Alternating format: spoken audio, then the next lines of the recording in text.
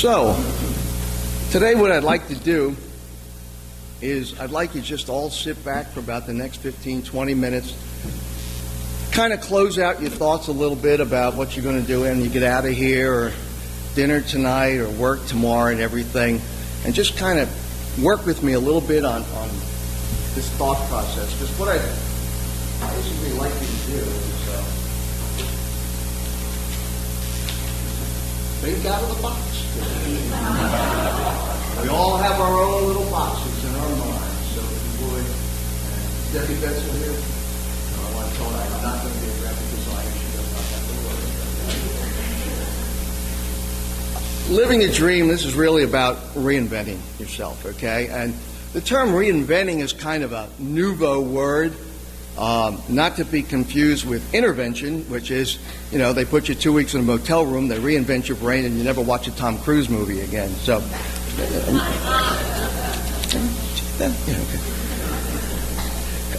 reinventing is really a change of direction. It's a change in your career, it's a change in your lifestyle, and that's kind of where we're going here today. But it doesn't have to be a 180, as a lot of people think it needs to be. It could be a 90. It could be a 60, it could be a 30. There's a lot of little ways to reinvent yourself that don't have to be dramatic. And I'll give you some examples. I basically, based upon everything I read, broke it down into 4 categories. A subtle reinvention, Debbie Betzel, who went from art to graphic design, back to art. She went back to her first love. Extreme or dramatic, is Roberta here today? I guess not. Roberta Bulldog.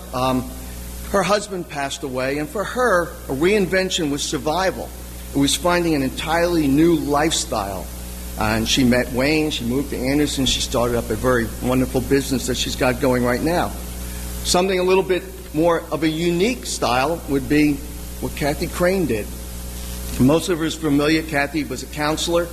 Then she went over to the Peace Corps, came back as a counselor, and she was 60, and if she was here, I think she might let me call it a midlife crisis, maybe at 60. I mean, you see the Mustang out back, Barbara calls that my end-of-life crisis, okay? But she found personal fulfillment in it, and she says it better helps her meet the challenges of her life now going forward. And then Bob, when he was growing up, couldn't figure out art or biology. Well, zoology actually won out, but he maintained his love for art, but during that period of time, that helped him find out that maybe painting and drawing was not the most compelling part of his art. And as you heard, he basically makes furniture, one-of-a-kind furniture, and is apparently doing very well. Just water, I promise. But the stages also tie into our aging. Okay, there's those that are some young folks here that basically are, in the beginnings of their career, and that door down the road is so distant, right now they're not caring about it a whole lot. There's some of us that are knocking on the door, but they just don't know how to open it. And hopefully we can help you here a little bit today. There's those that never opened the door, it slammed shut behind them, but now they still have time to reopen it and do something different with their lives. And there's then some that I call been there, done that, bought the t-shirt, and basically want to do it again. And Paula is a perfect example of that. Paula, teacher, left teaching, renewed her interest in music, and now in addition to that, she's also helping mentor Parkinson's patients. Why do we want to do this? I mean, why has it become so important in the last 10, 15 years, and we all talk about reinvention? To be honest with you, I hadn't heard about it much before that. Well, it's to live life to our fullest. I mean, it really is. I don't know about you guys, but when I go, I hope it's going to take 7 undertakers to get the smile off my face, okay? You want to be happy. You want to live out your passions. You want to have no regrets if you can when you finally check out. And I kind of took this little blurb from Psychology Today. Researchers from the University of Rochester found that people who are intrinsically motivated, working towards things they find personally fulfilling, are less depressed and more satisfied with their lives than those who are extrinsically motivated, striving to impress the outside world with a paycheck or a lofty job title and so on. So there's good reason behind it, because we all want to start living our lives a little bit differently maybe than our parents did, and end in a different note. Why isn't this just happening naturally? Well, simply put, we're the worst creatures of procrastination that ever existed out there. I mean, that's what humans are. We're procrastinators. And it gets worse as we move into the golden years. And I don't know about you guys, but to me, golden is just a euphemism for getting old. I'm sorry. I mean, you tell me what's... I'd like to get a hold of the guy that came up with golden.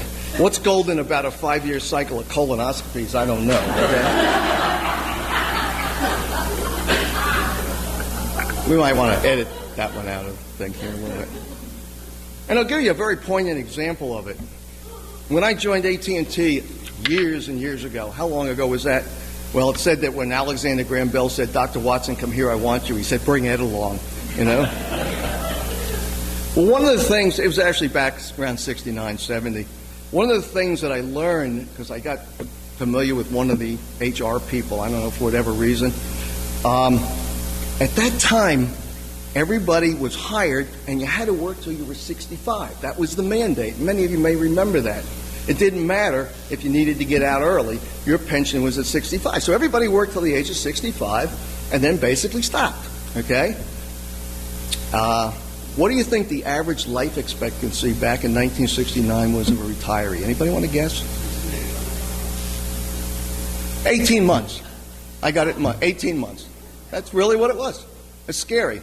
Because basically what they did is they worked, they stopped, they sat down, watched Oprah, ate bonbons, they did nothing with their lives, and many of them didn't even make the actuarial ages. Now, I'll give you a flip side of an example. Some of you may know that my dad's going on 102. And, yeah, tell me about it. No pension, no, not seeing any money for a while here. Bad. Anyway, Dad quit at 65, or went out at 65, and immediately turned himself back to the company as a consultant on his terms, his hours, his pay. He did that for 5 or 6 years, and then he decided, well, I'm going to start a business. When he was in his early 70s, he became a home inspector, and he did that for 7, 8 years till he was tired of falling off of roofs, and now he teaches ESL, English Second Language, to people from other countries that come in. He does that 2 to 3 days a week, does jigsaw puzzles, kind of hits a little bit on the cashiers at Trader Joe's, stuff like that. Just because there's snow on the roof don't mean there ain't a fire in the furnace, you know? But Dad told me two things recently. Because I said to him, "Pop, tell me the secret. I really did this." And he said, "Son," I didn't say son, but he said 2 things. Keep busy, and rest is a reward, not an entitlement. And he's still cranking. I love that. So why am I talking about this today? Well, simply put, been there, done that also.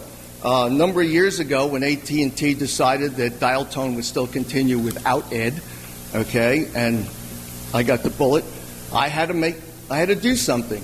The long and short of it is that I moved from corporate America to become a personal trainer, as some of you know, which is the 180. That's like fish and bicycles. I mean, no matter how you look at it. But right now, I'm happy as a clam at high tide. I mean, I'm just having a ball.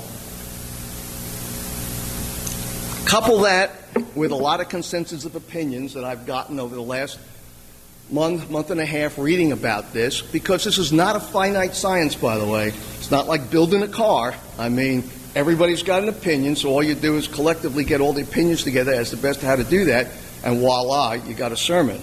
Okay? And also, I've had some wonderful anecdotal data from many of you out there, most of which I've already mentioned, and I appreciate that tremendously. Getting your inputs, which I can share.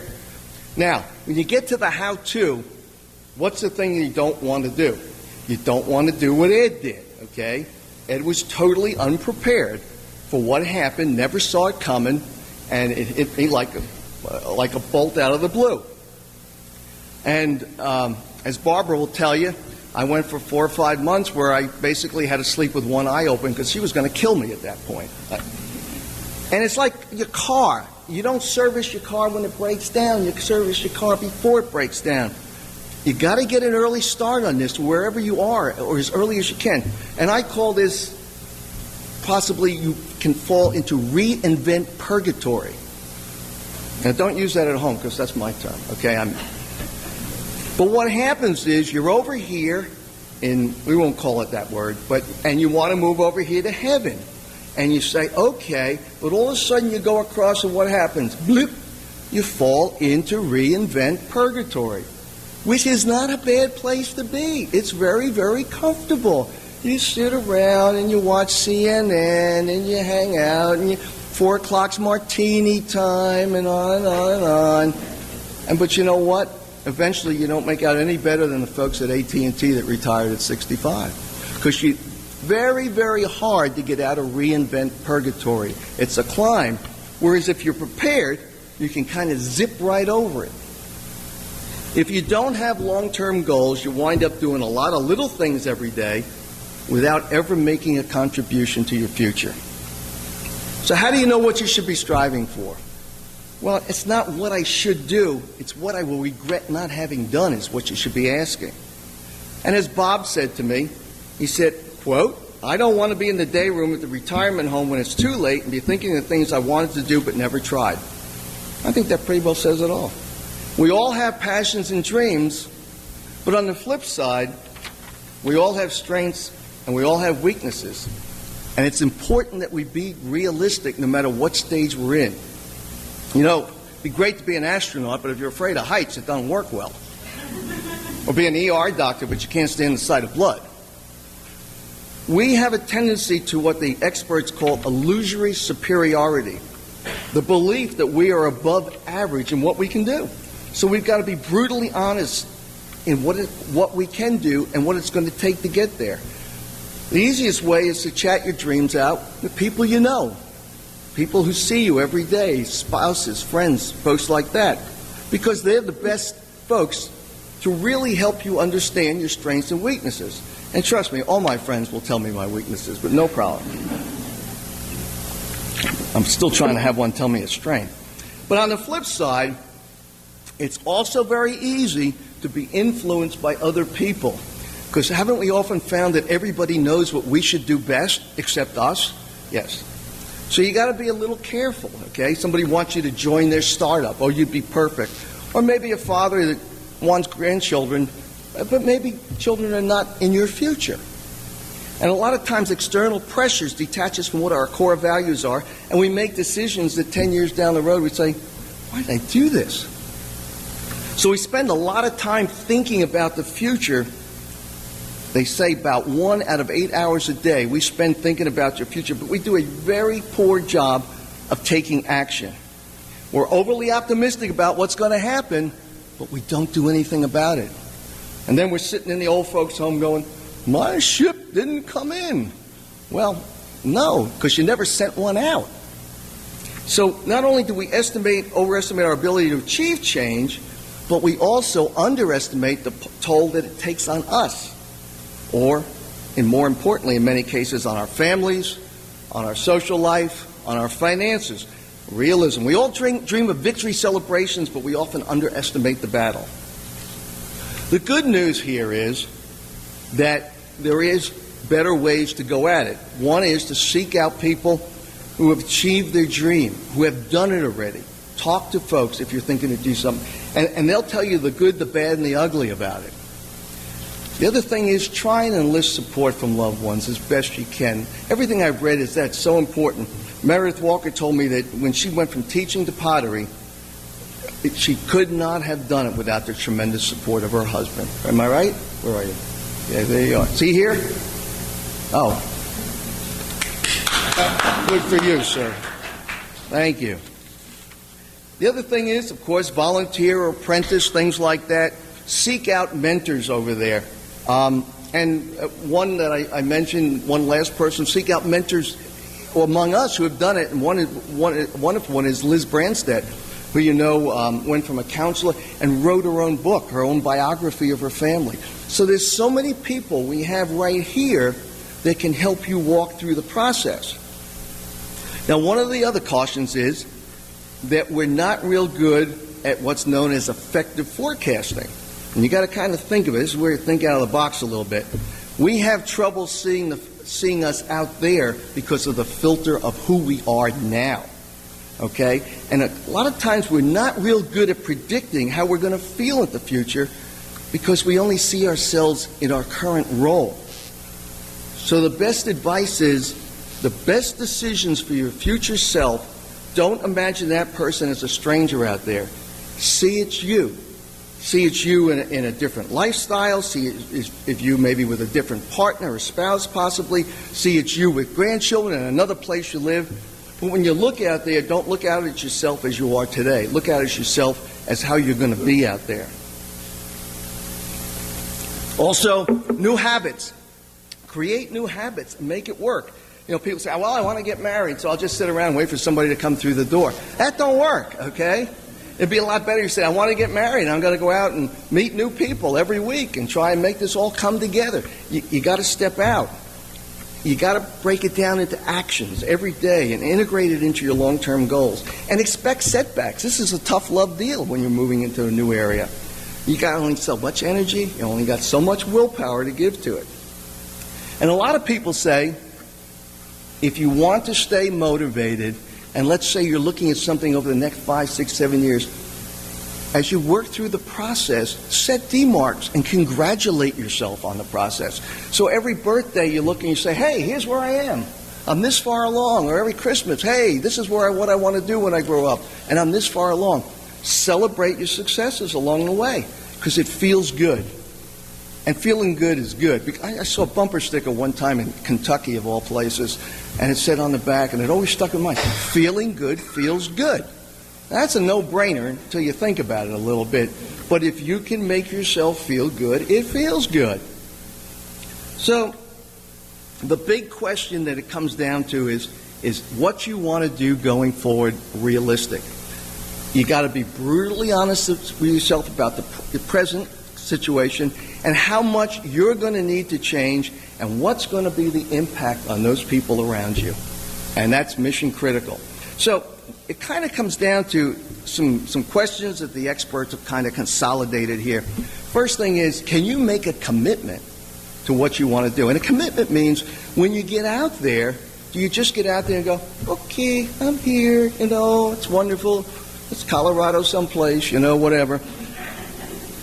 I'm sorry.